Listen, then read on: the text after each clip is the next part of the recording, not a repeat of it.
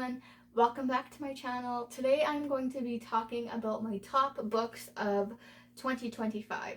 I read 70 books this year, and out of those 70 books I have chosen 10 books that are in my top books of the year, and I really have 10 spots. If it's part of a sequel or one right after the other, I have added it into one, so sometimes there's two books in one spot. Coming in at spot number 10 is Stay With Me by Becky Wade. This is about a girl named Genevieve, and she is a Bible study author, and she has received an anonymous letter from someone that says they know of the horrible thing that her parents have done. And so she goes home to ask them about this letter that she received because she wants to talk to them in person. And on her way home, she gets very tired and she ends up just crashing in someone's random cabin. The guy finds her there in the morning. His name is Sam. He wakes her up and he's not too happy, but he sends her on her way. And then when she talks to her parents about this letter, they say it's nothing to worry about, just continue on with your life and writing and all that kind of stuff. And then Genevieve is also holding on to a dark secret, and the only person who knows about it is Sam and one of her writer friends.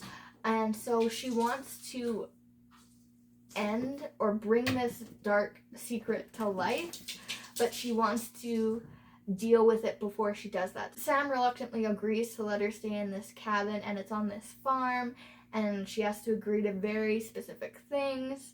And she also uses it for content, as she is a Bible study author, so she can bring business to this farm, even though that's not really what Sam wants. I absolutely love this book. This was such a great story.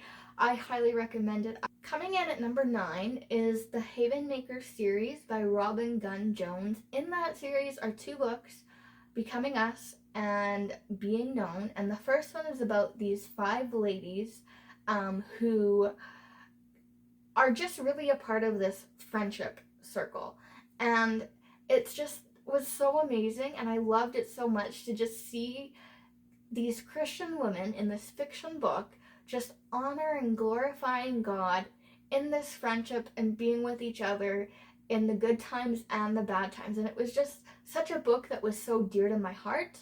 And the next book in the series was Being Known, and that one follows Jenna Lynn, and she has recently moved and is new to the community, and she has a husband and a daughter, and Jenna Lynn has put her daughter, I think, in a dance class, and she ends up meeting her old boyfriend at this dance class, and her girl and the boyfriend's girl become really good friends, and Jenna Lynn is going through some really hard stuff because she just lost her mother, and so she's grieving with that, and she doesn't feel like her husband understands, but she feels like her old boyfriend is there to talk to her about anything, so she kind of gets mixed up where she shouldn't be.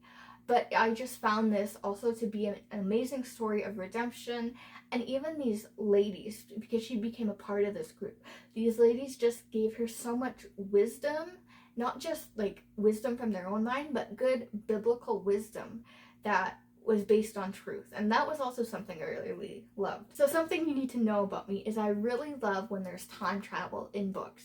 So coming in at number 8 is This Time Tomorrow by Emma Straub.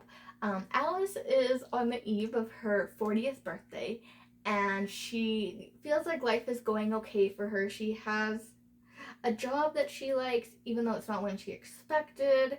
She's happy with her apartment, her romantic status, her independence, but her father is dying, and that is really hard for her. So when she goes to bed, and the next day, she wakes up on the eve of her 16th birthday, and she sees her father in this such young age, at the age of 40. She sees her high school crush, she sees her best friend, and they do so many things together, and Alice realizes that over time, she can go back more than once, and so it all comes at a cost.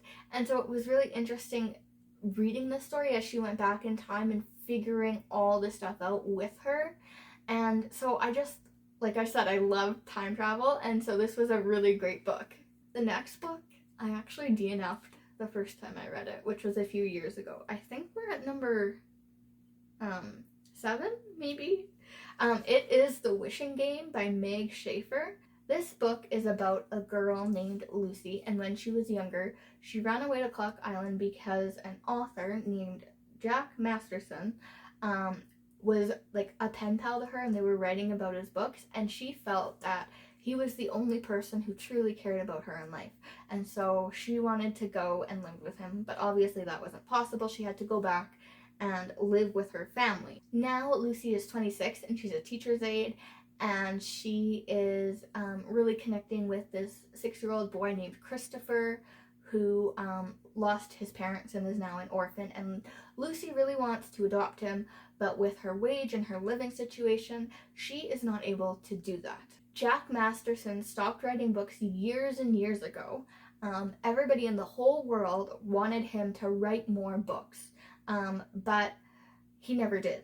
And so he recently announced that he was writing a new book, or he finally wrote a new book, and he's holding a contest on Clock Island, and Lucy is one of the 4 lucky contestants chosen to complete the win and win the only copy.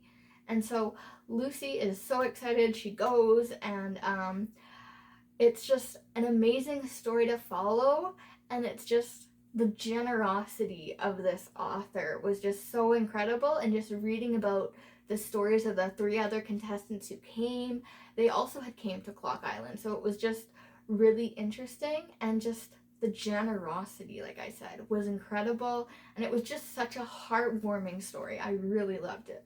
Book number 6 is A Day with a Perfect Stranger by David Gregory. So we have this lady, and she is very frustrated because she feels like her husband has become a religious nut. And Maddie is on a plane, and she confides in someone on the plane that this relationship between her and her husband isn't what she wanted it to be. And she's sitting in the middle seat, so there's an older man by the window who hears her on the phone chatting with someone, I think her sister maybe, and he like starts going into her, giving her advice, and she is not willing to hear it at all. A little bit into the flight, the other guy was like, oh yeah, I'm sorry about that guy, kind of thing. And so they start talking, and they start this conversation about Christianity, and she is really skeptical, but she's open to talking about it. And just as the story progressed, it was really neat to read, and I really liked it. Coming in at number 5 is a Gabrielle Meyer book. I have 2 in this top 10 video, not at both at spot number 5, but this one is at spot number 5. It is the 3rd book in the Timeless series. I was really behind this year, so I read books 3, 4, 5, and 6. This is book number 3, For a Lifetime by Gabrielle Meyer, and this is about 2 sisters named Grace and Hope, and they are born with the ability to time travel. And so Gabrielle Meyers, just to set the series, has written this Timeless series, and the characters in her stories are able to travel. So they wake up, and then they go to sleep, and then they wake up in the other life without any time passing, and then they fall asleep in that life and then wake up in this life. And on like a specific day, it's usually their birthday, they have to choose which life they want to keep and which one they want to give up. So Hope and Grace are twins, and they're from 1692 Salem, Massachusetts, and 1912 New York City. And as their 25th birthday approaches, they have to figure out which life they're going to choose. In 1692, they're living in the Salem witch trials, so that was really fascinating to read about, and I just loved reading about that. And then in 1912, Hope wants to become one of the first female pilots in America, and Grace is working as an investigative journalism. And her parents also have an orphanage there, and they don't really have enough money to keep it going. So what Hope does is she enters a contest to complete a cross-country flight under the guidance of her mentor. It's important for her to do this first because she will be the first woman to have done this, and there will be lots of sponsorships coming in for that. And I also want to say about Salem that their mother mysteriously died, and so they're looking into the mystery of that, but their father doesn't like it.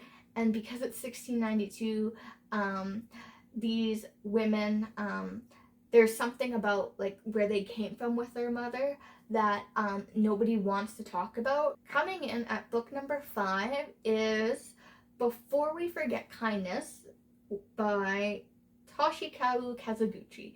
And this is book number 5 in the Before the Coffee Gets Cold series. And if you're not familiar with that, that is about a cafe in Tokyo, Japan, where you can go to this cafe and you can travel back in time. But there are specific rules you must follow, such as you can't leave your seat, you have to drink all your coffee before it gets cold, you can only visit someone who's visited the cafe, you must stay in your seat, those kind of rules. And you can't change the past. And so that's one of the main rules. I'm really looking forward to the 6th book that's coming out in May. So I've pre-ordered that today, actually. In this book, there are 4 sections, and we follow the father who couldn't allow his daughter to get married, a woman who couldn't give Valentine's Day chocolates to her loved one, a boy who wants to show his smile to his divorced parents, and a wife holding a child with no name. And I read this book a few months ago, so I don't remember exact details, but I'm just so amazed by what the characters learn at the end of when they've traveled back in time. That is just always so incredible. I think almost maybe all of them, all 5 of them, have ended up in my top reads somewhere along the way. So I've just really have grown to love this series, and I'm excited that it's continuing. Coming in 3rd place, I think I said the last book was in 5th. I have 4 books left to talk about, but this book is in 3rd place. So this book is Across So Many Seas by Ruth Behar, and this book spans over 500 years, and it tells the story of 4 girls from different generations of a Jewish family. In 1942, Benvita and her family are banished from Spain for being Jewish, and if they don't leave the country, they'll be killed. So they eventually settle in Istanbul, and then we jump 4 centuries, and we're in 1923, and we've just finished the Turkish War. Reina's father disowns her for a small act of disobedience, and he ships her away to live in Cuba, and when she turns 15, he has an arranged marriage for her. So then, in 1961, her daughter, Algira, is proud to be a brigadista, teaching literacy in the countryside for Fidel Castro. But then she's forced to flee and leave her parents behind, and she goes all the way to Miami. And now, in 2003, her daughter, Paloma, is fascinated by all the journeys that have happened before she could be born, and she's like the keeper of memories, and she gets to go on this family trip with everybody to see where they were from. And it was just so interesting reading about this fictional family's history, and the way it just all came together, and just reading about it and seeing all their lives and the generations, I loved it so much. And coming in number 2 is All My Secrets, and the 2nd book, Waiting for Christmas by Lynn Austin. This book is about another generational story. So we have the grandmother Juanita, and the mother Sylvia, and the daughter Addie. And Addie's father has just recently passed away, and so now they are in this grieving period. And they come from a very wealthy family, and Addie's mom, Sylvia, wants Addie to find a wealthy husband because her father left no male heir to his fortune. But Juanita, the grandmother, doesn't want Addie to automatically be married right away because she has seen how it has played out in Sylvia's life, is just being married to someone who's rich. And Juanita also has life experience as well, so she shares that with Addie. So I would say the story is like we have Sylvia and Juanita at odds with each other, but they're not mad. It's just part of the story, and it works really well together. And we get to hear the grandmother's part of the story, which was really, really interesting. Addie eventually does get married, and so in Waiting for Christmas, Addie is now married, and she's kind of really discouraged because she's not living in such a big house anymore, and she doesn't really know how to clean or cook. So she wants to hire a maid, and she doesn't feel like she can run her household.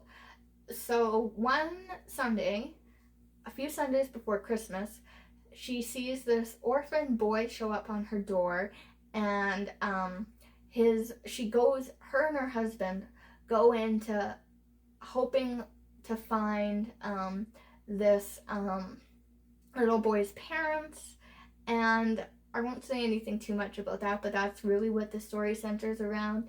And it was such a great story of just community and people coming together, and I just really loved that. My top book of 2025 is Every Hour Until Then by Gabrielle Meyer. In this story, we follow Catherine, and she faces danger in both of her lives. In 1938, she has been invited to London as a guest to work on an exhibit, Jack the Ripper. And in the late 1880s, Jack the Ripper was this guy who went around and murdered people. And so when Catherine is working on this exhibit, she realizes that her own sister is going to become one of the Ripper's final victims and be killed.